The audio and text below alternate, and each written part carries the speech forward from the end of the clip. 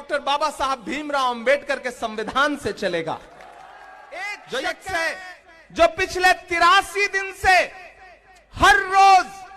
25 kilometre पैदल चल रहा है कन्याकुमारी से, जो सीना ठोक के कह रहा है कि मैं आरएसएस की नफरत की राजनीति के खिलाफ खड़ा हूं। वो है जो सोचती है कि मुल्क उसकी तानाशाही से चलेगा, मुल्क उनकी मर्जी से चलेगा।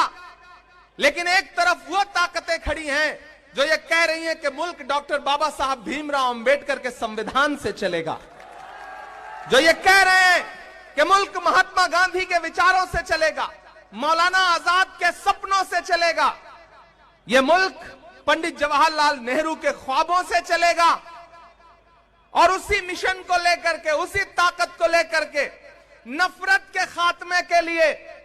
एक शख्स है जो पिछले 83 दिन से हर रोज 25 किलोमीटर पैदल चल रहा है कन्याकुमारी से कश्मीर तक, जिसका नारा क्या है कि नफरत छोड़ो भारत जोड़ो।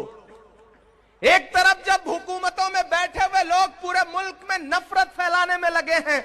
ऐसे वक्त में एक अकेला नेता इस देश में जो सीना ठोक के कह रहा है कि मैं आरएसएस की नफरत की राजनीति के खिलाफ खड़ा हूं,